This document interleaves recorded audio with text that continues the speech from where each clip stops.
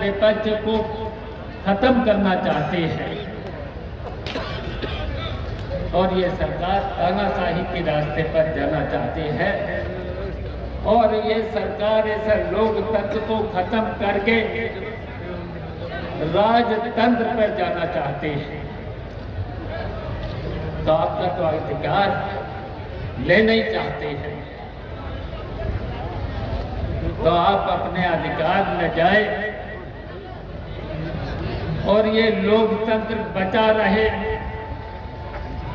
और आपको ये वोट का अधिकार सत्ता बदलने का बना रहे। और इसलिए मैंने कहा कि जितने यहाँ पर बैठे लोग हैं ये कोई मामूली लोग नहीं हैं, ये समाजवादी पार्टी के जुझारू लोग हैं और ये समाजवादी पार्टी की जान भी है और ये समाजवादी पार्टी की शान भी है, ये हम लोग जानते हैं। लेकिन जब हम और यहाँ आदित्य आए, चुनाव प्रचार किया और चुनाव प्रचार करते करते दसौली से लेकर के बदायूं शहर से लेकर के सहसवाद तक कल तक हम लोगों ने सम्मेलन किया था और आज यहाँ पर जब किया वहाँ भी प्रस्ताव पास हुआ था और आज तो यहाँ के सम्मेलन ने नामहीन घोषित कर दिया है।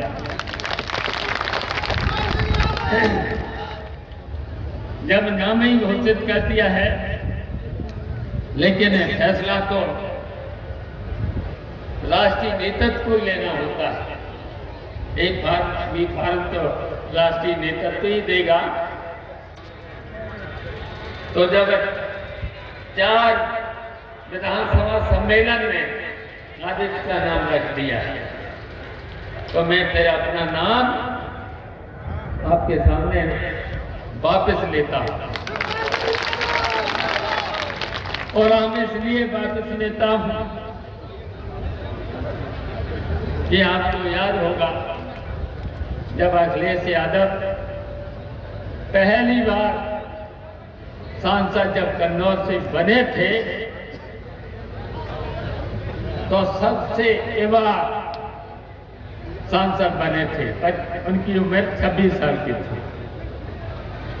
और फिर जब धर्मेंद्र पहली बार सांसद मैनपुरी से बने तो ये 25 साल के थे और अखिलेश यादव तो जब मुख्यमंत्री बने तो शायद हिंदुस्तान में सबसे युवा तो हम तो युवाओं से भी कहना चाहते हैं कि युवाओं को आगे आना चाहिए और हम लोग तो बुजुर्ग की ओर चल दिए हैं, क्योंकि जब इन सीढ़ियों पर चढ़ते हैं तो नौजवानों का सहारा लेना पड़ता है। तो इसलिए हम कहना चाहते हैं ये सरकार डबल इंजन की सरकार बहुत जोर जोर से बोलते हैं। दिल्ली में सरकार और उत्तर प्रदेश में सरकार, तो ये डबल इंजन की सरकार हम पूछना चाहते हैं। जब नेताजी की सरकार बनी थी तो नेताजी पहले ही दिन उनकी कलम किसान, गरीब, नौजवानों से लेकर महिलाओं से लेकर के चलती है और सबसे पहले निर्णय लेते हैं किसानों की बात पहले काम होना चाहिए, किसानों और गरीबों के काम पहले होना चाहिए। और क्या नेताजी ने किए? सबसे पहले नेताजी ने किसानों के कर्जे, जैसे ही शपथ लेने के 10 मिनट बाद फैसला दिया था कि किसानों के कर्जे सबसे पहले माफ होना चाहिए। चुंगी को माफ किया था, कक्षा 12 तक की बेटे और बेटियों की फीस का फैसला किया था, याद कर। कितने काम किए थे, गांव गांव को सड़क से जोड़ने का काम किया था। नदियों पर पुल के बाद यहाँ की सड़कें 40 सड़कें स्वीकृत हो गई थी और स्वीकृत होने के बाद 8 दिन के बाद उन सड़कों पर काम शुरू हो गया। लेकिन हम कहना चाहते हैं इसके अलावा इटावा में होना ही था, लेकिन इस तरीके के 75 जिलों में सड़कों से लेकर के नहरों का पानी से लेकर के और नदियों के पुलों से लेकर के काम शुरू हो गया। और ये काम किसके करते हैं? वोट लेते हैं गरीबों के, किसानों के, मेहनत मजदूरी करने वालों के, सबके बेवकूफ बनाने का काम करते हैं, धोखा देने का काम करते हैं। और यहीं तक हम बताना चाहते हैं, अब घोसी में 3 महीना 4 महीना पहले चुनाव हुआ था, वहां पर हमारा प्रत्याशी सुधाकर सिंह था। वहां पर 30 मंत्री सत्ता पक्ष के पहुंच गए थे और 2 डिप्टी चीफ मिनिस्टर पहुंच गए थे। 7 दिन पहले हमारे पास टेलीफोन आया सुधाकर सिंह का, आ जाओ यहाँ पर ये सत्ता पक्ष के लोग बेईमानी पर उतारू हैं, लोगों को हड़का रहे हैं, खासकर मुसलमानों को और यादव लोगों को हड़का रहे हैं।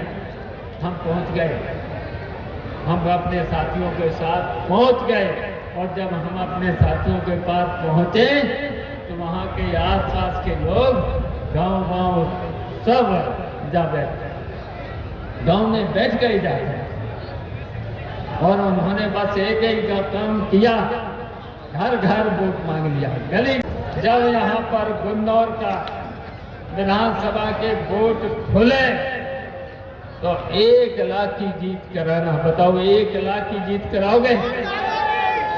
1 लाख की जीत होना चाहिए। अच्छा फिर हाथ उठाओ, दूसरी बात फिर नीचे कर लो। अच्छा अब तीसरी बार उठाओ। निर्वाचा हो गया है, अब निर्वाचा हो गया है।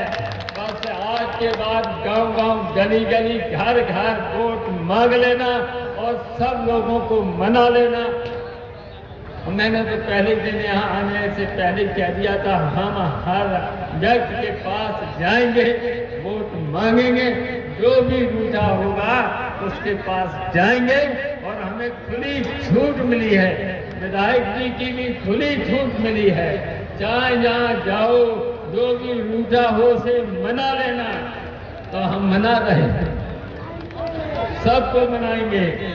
तो इसलिए अब कोई रूठा रहेगा, इसलिए मैंने कहा अब ये आप एक बार नेताजी को 1,83,000 से जिता चुके हैं, हमने तो केवल 1 लाख के कहा है, तो 1 लाख के जिता देना।